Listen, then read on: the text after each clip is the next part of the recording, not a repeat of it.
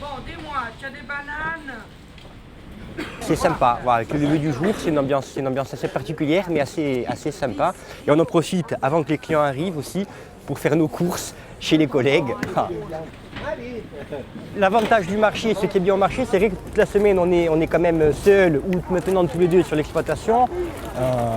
On ne voit pas grand monde.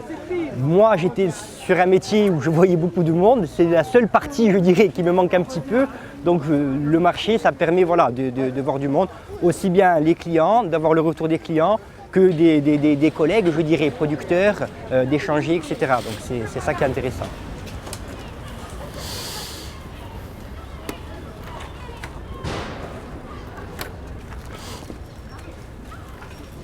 Je vous laisse les sauter, je prends les poteaux. Allez, ça va. Comme vous voulez.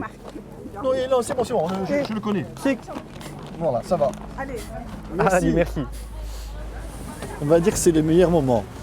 Ça permet de rencontrer des gens, ça permet d'échanger avec les clients.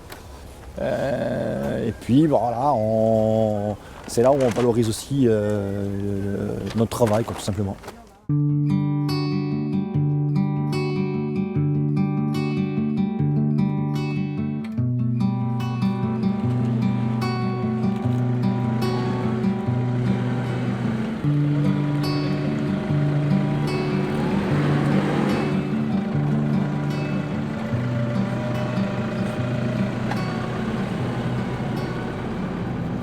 Donc là maintenant on va distribuer le foin aux vaches, on va le mettre dans les râteliers et puis après on les passera dans les champs pour la pâture. Je nourris mes animaux qu'avec ce que je produis, donc du foin, de l'herbe que j'ai plantée ou que j'ai entretenue par du girobroyage, et après les veaux ils ont également le lait de leur mère.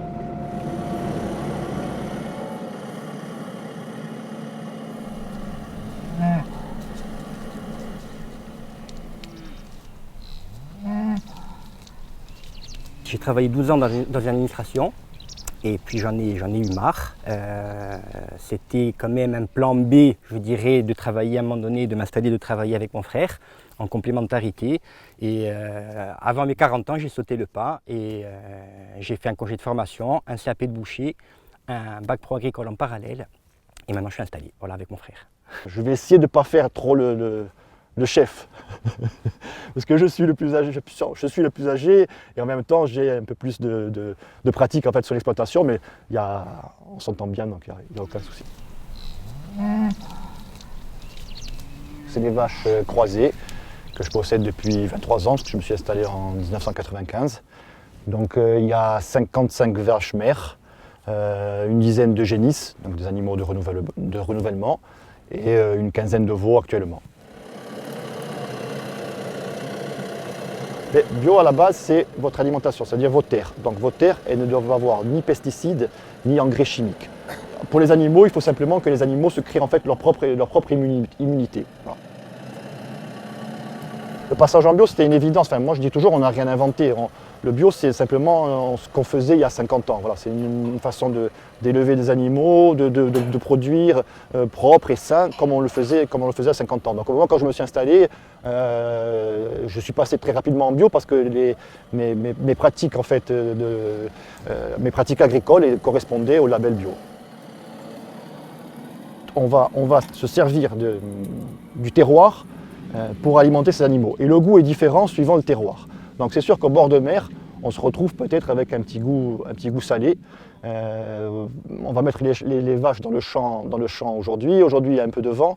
Donc ce soir, quand on va les sortir du champ, elles vont aller boire. Elles vont aller boire pourquoi? Parce qu'elles auront mangé de l'herbe qui est de l'herbe salée.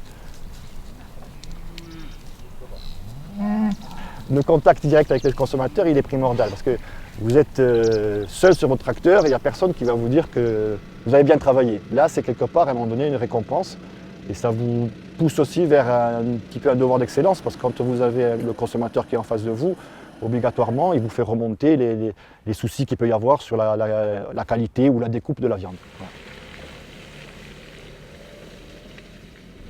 Mais là, je vais voir, il y a des vaches qui sont restées dans le champ.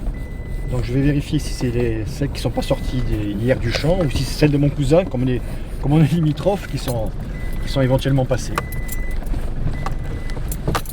C'est un métier de liberté, après on va le faire par passion. Voilà, on va avoir la passion de la nature, passion des animaux, passion de la terre, de cette terre, parce que c'était nos ancêtres qui avaient cette terre, donc on a sauté quelques générations, parce que c'est nos arrière-grands-parents qui étaient là, donc c'est aussi la passion de cette terre.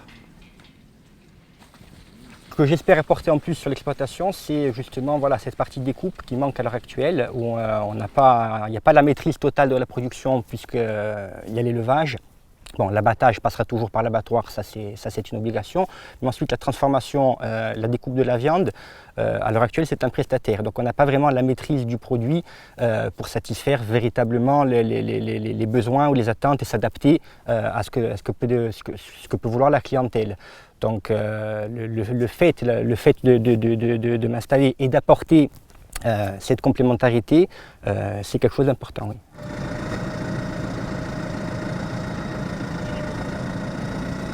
Bizarrement, je commence plus tard maintenant parce que par rapport à l'exploitation qu'on a où c'est des bovins, c'est pas le même rythme que d'autres exploitations. Donc je pars au travail après ma femme et mon fils maintenant. Donc ça leur fait plus bizarre à eux qu'à moi, je pense.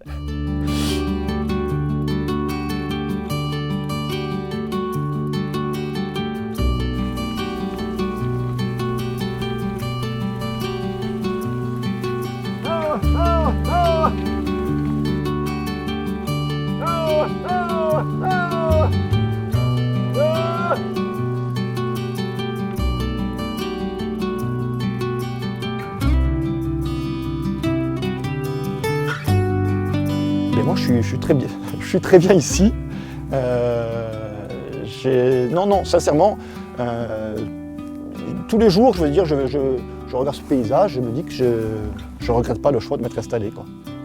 Si c'était à refaire, bon c'est tout frais, mais donc je n'ai pas suffisamment de recul, mais je n'hésiterai certainement pas. Et surtout, là je vous dis, j'ai hâte, vu qu'on a ce projet d'atelier de découpe, que ça se concrétise et qu'on commence véritablement à travailler comme on le veut. Sans aucun souci. Si c'était à refaire, sans aucun problème. Je re-signe de suite.